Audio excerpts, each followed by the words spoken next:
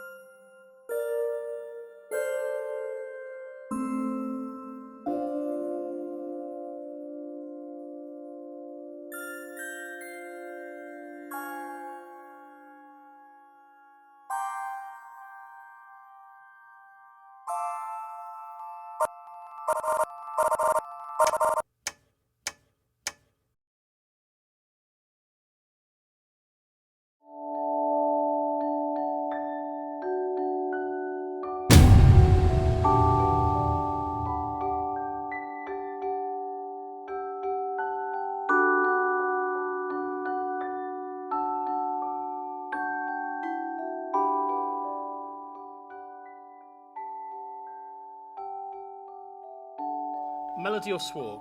What is it? What's Melody. Right?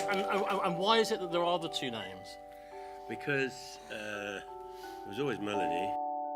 Usually you have a kind of a blank canvas and you just sort of just go off.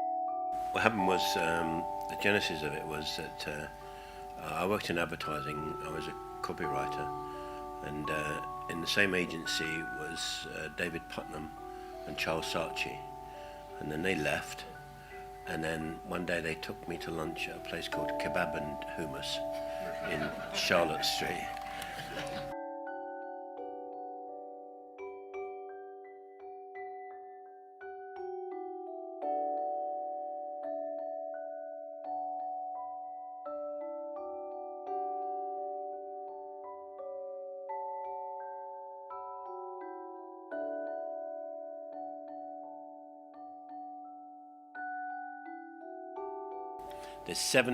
I've got 7 Bee Gees songs. Will you write a script about it? And it should be a love story with children. That was the brief. And then I wrote this, which is based on mostly on my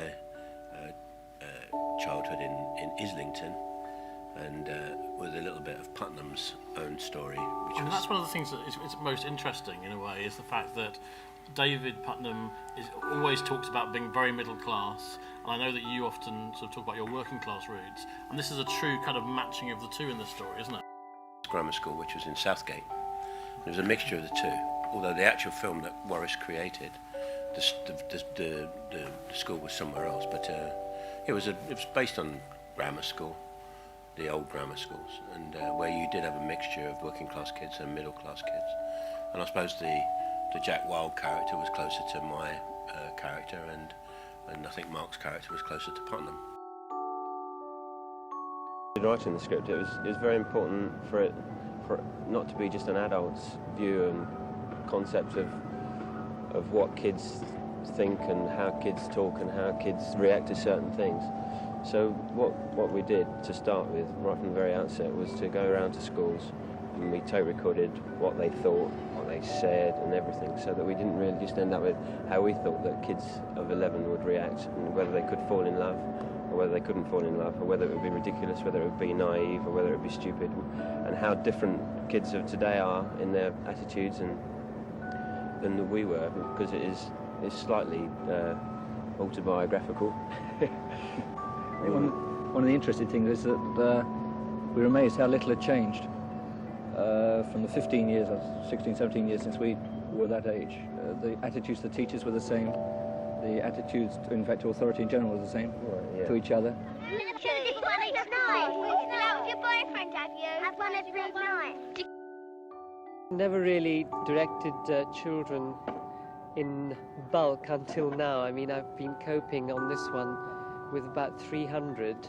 I think the main thing about dealing with children anyway is that one shouldn't be at all either condescending or dominating, because basically they don't allow you to dominate. They're very much law unto themselves, and they kind of impose on you the pattern of their way of working.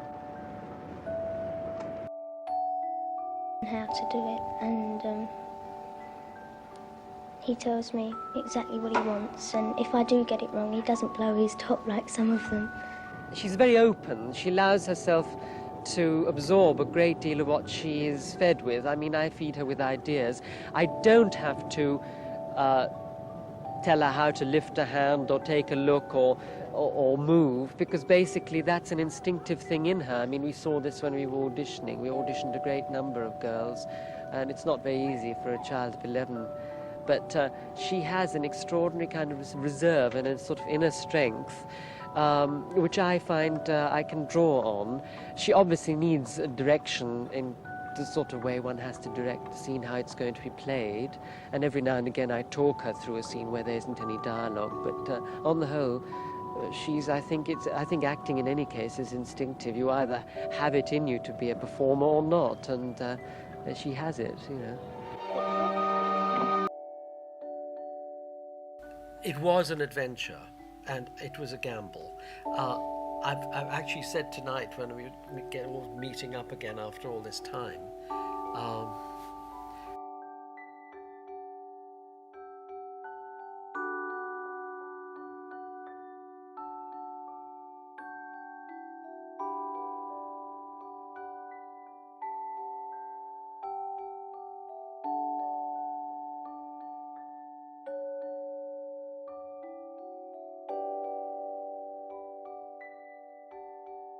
I don't know whether I could do this again, because the kids are so brilliant and they're kind of spontaneous, and there's a naturalism about them. I think I may have gone over the top now and become a bit artificial in the way I require things to happen. I don't know what you all felt, but to me, in my memory of it, there's something very spontaneous, and they married the images tell a story. I think it's quite remarkable. The only other thing I would say is, it's about innocence. Today, we were talking about this, 12-year-olds might even be getting married and having kids. In those days, they didn't do that. So we are dealing with an era of innocence, and maybe that's what appeals to it.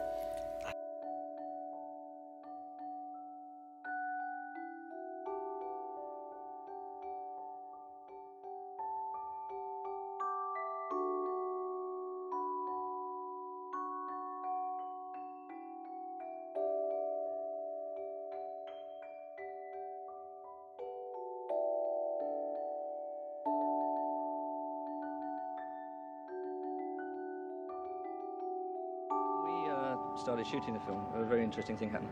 Because of the various licensing laws, one thing or another, we had to use children from stage schools, and certainly in our principal parts. And we laced the 30 stage school children with about 300, 400 children from a school in Lambeth. And it wasn't done deliberately, but because of the scheduling restrictions, we started off with the big scenes, the scenes with 400 kids. And what happened was that the Lambeth children had an extraordinary effect on the stage school children and completely destaged them, and they became wild.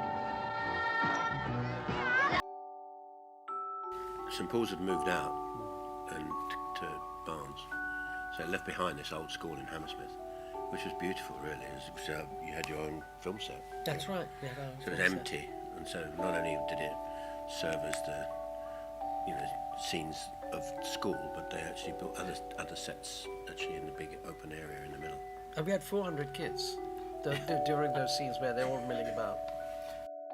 I liked looking good. The kids were a bloody nuisance. Mark was great, up to a certain point. Kids acting with children. Never act with children and animals, because they win.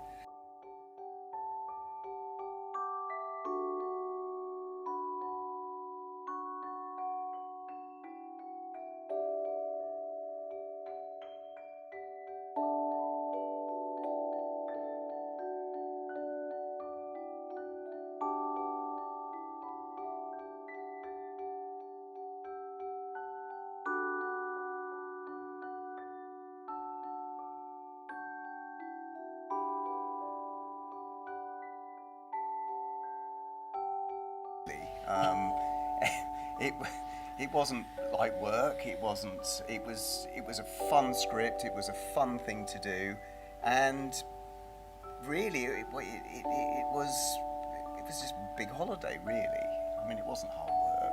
I'm sure the guys on the other side of the camera, it was hard work for all these, kind of getting all these kids and getting them to do what they wanted to do. But we just were told, given enough, told basically what to do, read the lines, memorised the lines, and just. Were there any concerns when the film was being made? Obviously, it's a different time now, but some of the language is a little bit, sort of non-PC, and there's sort of, like people sitting at fire. Some of the kids set fire to things, and then at the end, there's that big kind of anarchic kind of sort of kids meltdown scene in a way.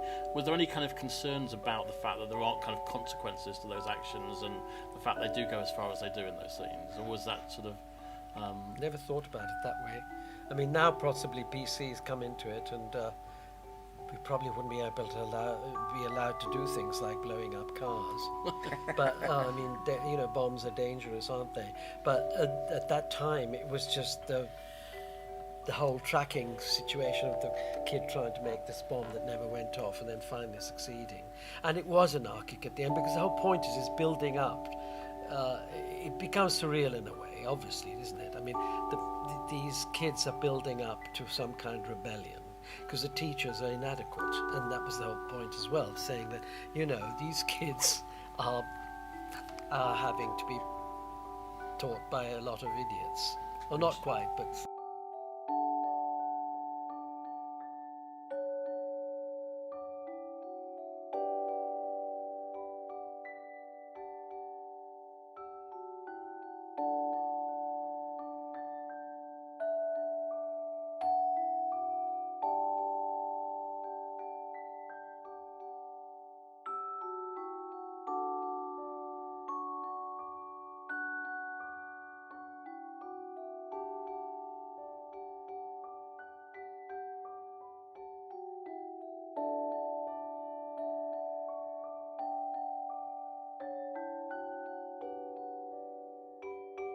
The film had, sort of, I think, modest success at the time, but that has kind of built over the years, in the UK certainly, but in Japan and other countries, I mean, it was an absolutely huge hit, wasn't it? I mean, a massive hit. Well, can I say that it was, but it's a shame, because now it's got a cult thinking.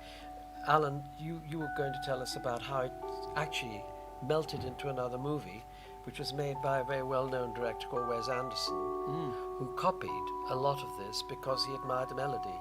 And I was honoured. This is Moonlight Kingdom, yeah. Moonlight Kingdom, if anyone's familiar with it, is all about two kids running away. But he incorporated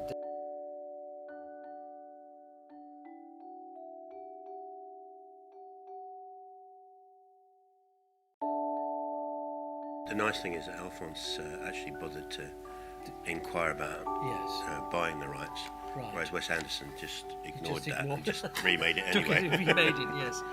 But Alfonso, actually, I'm thrilled to have met him because I admire his work. And the fact he said something very complimentary to me. He said, "Boris, I was very young when I saw this film, and that's what prompted me to become a film director."